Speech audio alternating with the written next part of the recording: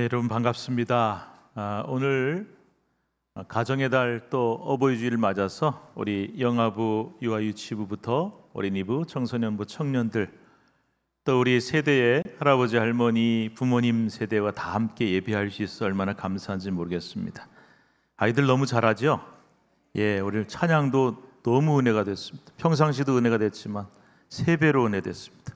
감사합니다. 여러분 모두에게 또 여러분의 가정에 하나님의 은혜가 넘치시기를 바랍니다.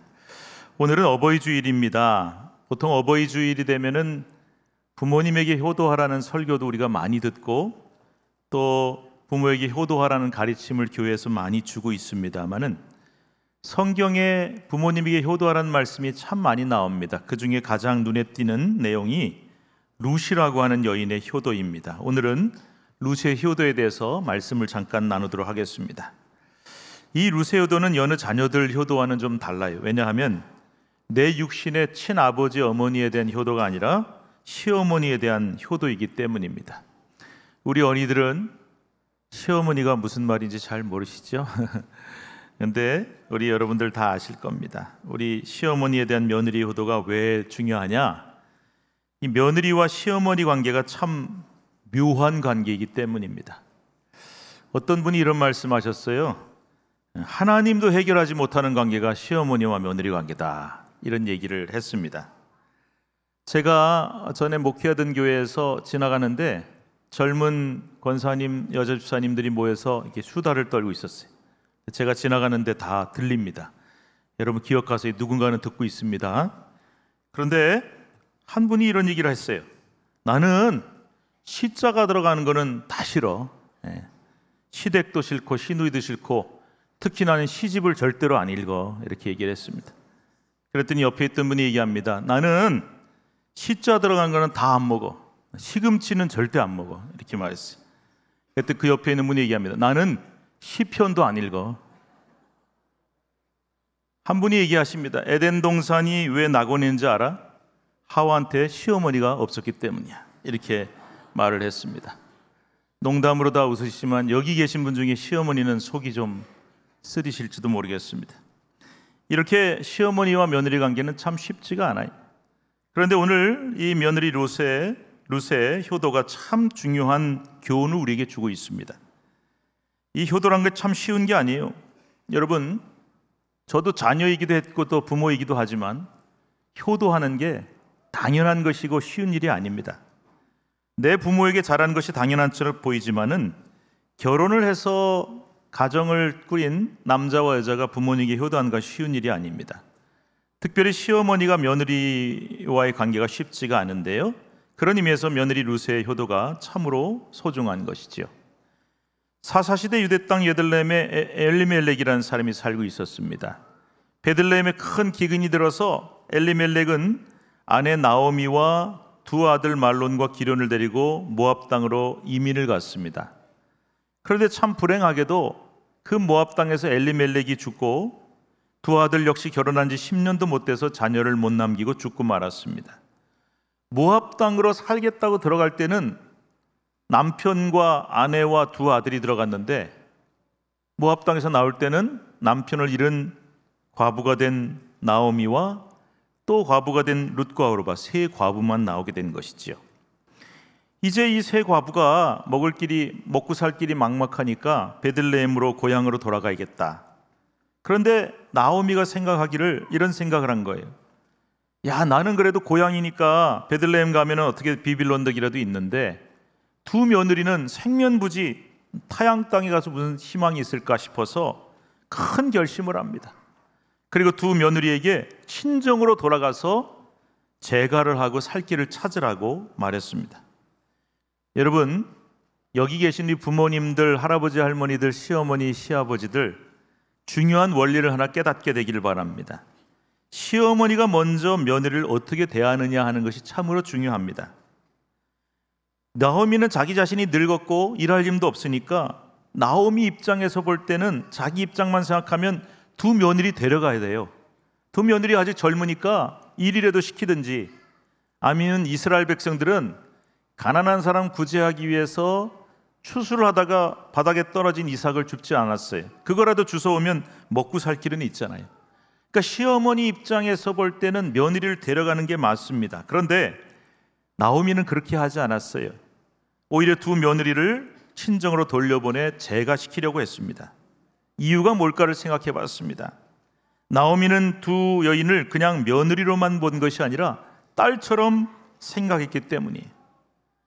딸인데 여러분, 친정어머니, 시어머니 다 어머니 자 들어가죠. 그런데 앞에 친정이 붙냐 시가 붙냐 들어서 완전히 달라져요. 제가 결혼식 주례를 할 때 항상 신랑 신부 부모님에게 인사하는 걸 제가 시킵니다. 그때 제가 신랑에게도 똑같은 걸 시키지만 신부에게 이렇게 시부모님에게 인사하라고 시켜요. 뭐라고 돼 있냐? 아버님, 어머님, 지금까지 귀한 아들 잘 키워서 저에게 남편을 주셔서 감사합니다. 저희 행복한 가정 이루겠고 이제 딸을 하나 새로 얻었다고 생각하고 많이 사랑해 주세요. 저도 사랑받는 딸이 되겠습니다. 그렇게 인사를 시킵니다. 시어머니, 시아버지 입장에서 며느리를 얻는 것도 소중하지만 딸을 하나 새로 얻는다고 생각하시라는 거예요. 시어머니 며느리 관계가 어렵다고 하지만 우리 주변에 정말 며느리를 친딸처럼 귀여워해주고 며느리가 시어머니를 친어머니처럼 따르는 경우가 많죠. 그런데 제가 가만히 보니까 그런 시어머니 며느리의 특징이 뭐냐면은 착 달라붙어 있어요. 단짝 친구처럼 백화점 갈 때도 탁 달라붙어 가지고 며느리가 시어머니 팔짱 끼고 교회 올 때도 같이 옵니다. 우리가 룻기 하면은 며느리인 룻의 효도만 생각하는 경우가 많지만 그 전에 자기 입장만 생각하지 않고 며느리들을 딸처럼 배려한 시어머니 나오미가 먼저 있었기 때문에 효부인 룻도 가능했던 것입니다. 여러분 기억하십시오. 시어머니의 성숙하고 진실한 태도가 있었기 때문에 며느리들도 시어머니를 존중하고 따른 것입니다. 친부모님들도 마찬가지예요. 내 자녀가 나한테 효도하는 게 당연하다라고 생각하고 무조건 효도하라고 강요하기 전에 그 자녀들의 입장을 생각하고 진실로 존중해주고 또 그 효도를 강요하기 전에 부모가 자녀들에게 진실로 존경과 존중을 받을 수 있어야 된다는 겁니다. 나이가 들면 어린아이처럼 된다 그러죠. 어린아이들의 특징이 뭐냐? 굉장히 나중심적이에요. 나이가 들 때 내 입장만 먼저 생각하고 내 생각만 자녀들에게 일방적으로 강요하는 것이 아니라 그 자녀들을 진실로 대해주고 사랑하고 그들의 입장을 생각해 주어야 마음속에서 우러나오는 효도를 받을 수가 있다는 것입니다. 자, 그런데 시어머니가 이제 친정으로 돌아가라 그랬을 때 두 며느리가 어떻게 반응하는지 보십시다. 우리 14절 말씀 어린이들도 다 같이 읽으면 좋겠어요. 자, 성경 띄워주세요. 시작. 그들이 소리를 높여 다시 울더니 오르바는 그의 시어머니에게 입맞추되 룻은 그를 붙쫓았더라. 한 며느리는 울면서 정 어머니의 뜻이 그러하시다면 친정으로 돌아가겠습니다 하고 갔는데 룻은 돌아가지 않았어요. 그를 어떻게 했다고요? 붙쫓았다고 돼 있어요. 여러분 중에 혹시 이 말 처음 들어본 분이 계실 겁니다. 그런데 이 붙쫓았다는 말을 사전에 찾아보면 이렇게 나와 있어요. 공경하거나 마음으로 가까이 섬기며 따르는 것. 아주 아름다운 우리말입니다. 그런데 이 붙쫓는다는 말이 히브리 말로는 뭐냐면 다바크라고 돼 있어요. 우리 다 한번 따라 하실까요? 다바크. 다바크란 게 뭐냐면요, 뭔가 이렇게 착 달라붙어 있는 거예요. 딱 달라붙어 있는 걸 뜻해요. 룻기에 나온 룻은 이 다바크를 잘하는 여인이에요. 자기를 자꾸 떨어뜨려서 친정으로 가라 그랬는데 아니요, 그러고는 시어머니에게 딱 달라붙어서 베들레헴으로 왔습니다. 와서도요, 그 밭에 가서 보리밭에 가서 거기 착 달라붙어 있어요. 그때도 다바크란 말을 써요. 참 신기하게 룻기에 다바크란 말이 많이 나오는데 이 여인은 그 밭에 착 달라붙어서 꼼짝도 안 하고 이 젊은 여인이 그곳에서 탁 나달을 주워서 그걸 가지고 시어머니를 봉양하는 일을 했다는 거예요. 문어나 낙지처럼 무조건 착 달라붙는 것이 아니라 뭔가 선한 목적이 있었죠. 가난하고 힘들지만은 시어머니를 진심으로 봉양하기 위해서 끝까지 그 밭에 달라붙어 있었던 것입니다. 이 다바크라는 말이 바로 룻의 변함없는 효도를 잘 가르쳐주는 핵심적인 낱말이죠. 여기서 우리는 참된 효도의 방법에 대해 깨닫게 됩니다. 효도는 다바크를 잘하는 것입니다. 효도는 붙쫓는 것, 착 달라붙어 있는 것을 잘하는 것입니다. 즉 우리의 친부모님뿐만 아니라 시부모님에게도 달라붙어서 일거수일투족을 지켜보며 모든 행동을 함께 하는 것입니다. 룻은 시어머니 나오미를 따라 낯선 베들레헴에 가서 남의 밭에서 이삭을 줍는 일을 감내합니다. 젊은 여인이 남들 밭에 가서 그것 주워오는 창피한 일을 수모를 감내하면서 시어머니를 정성으로 봉양했던 것이죠.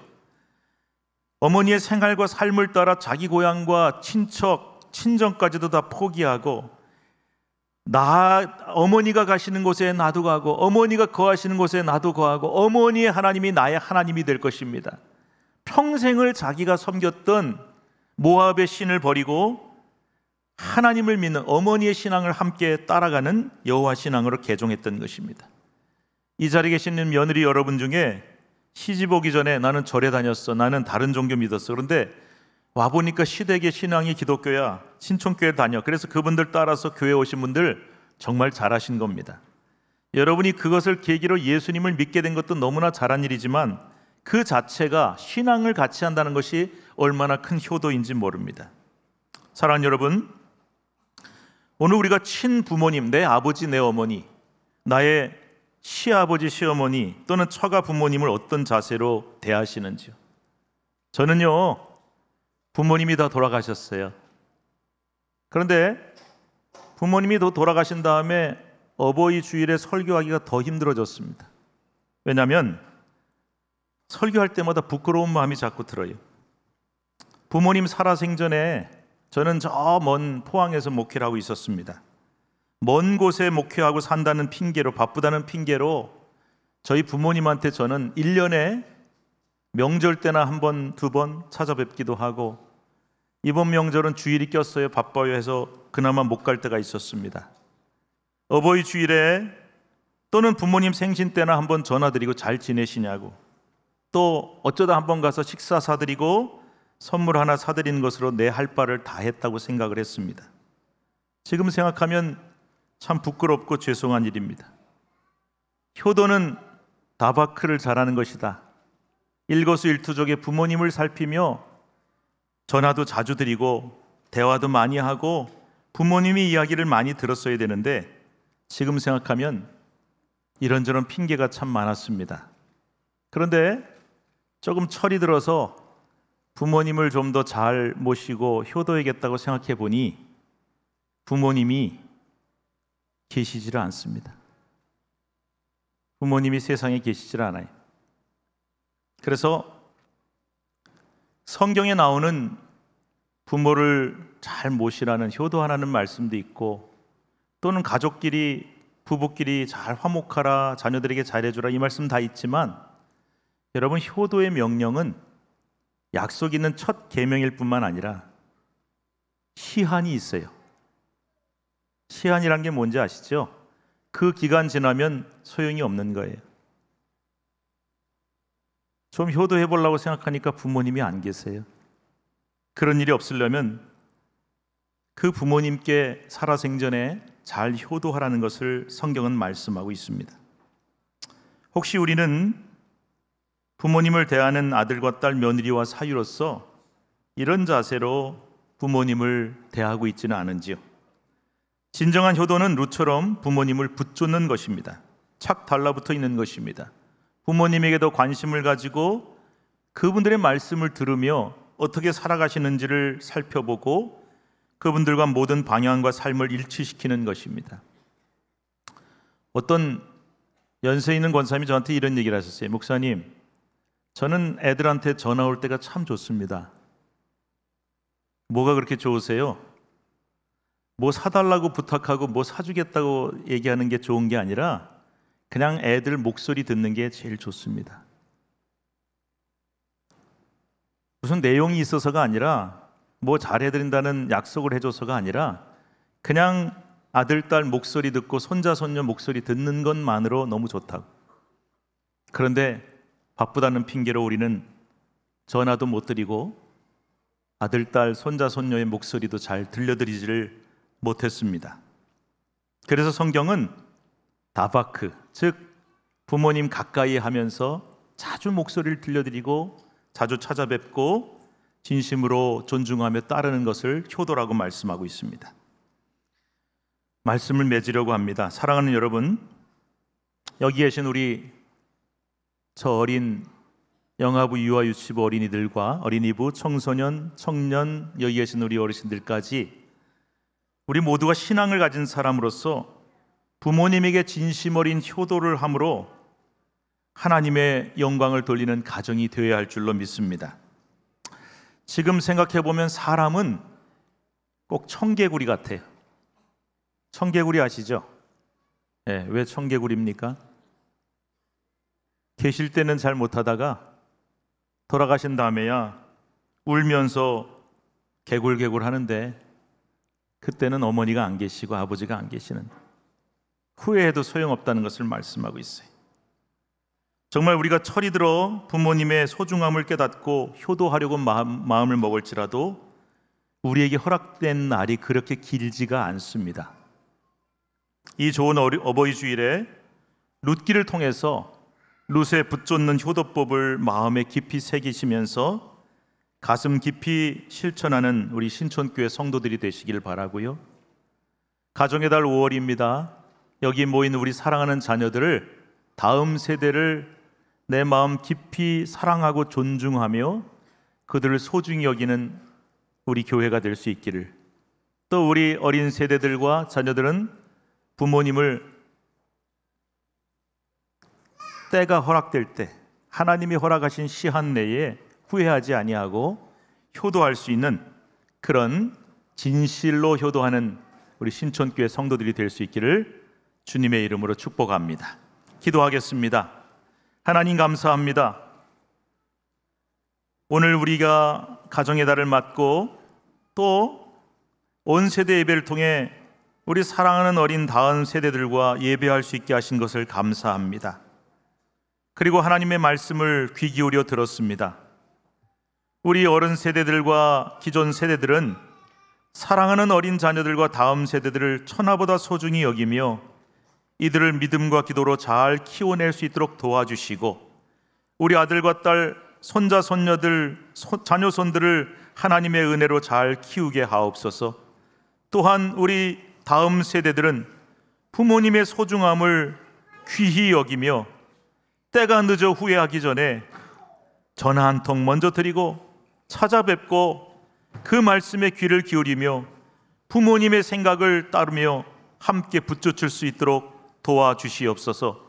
우리의 가정을 하나님이 영원히 축복해 주실 줄 믿사오며 예수님의 이름으로 기도드리옵나이다. 아멘.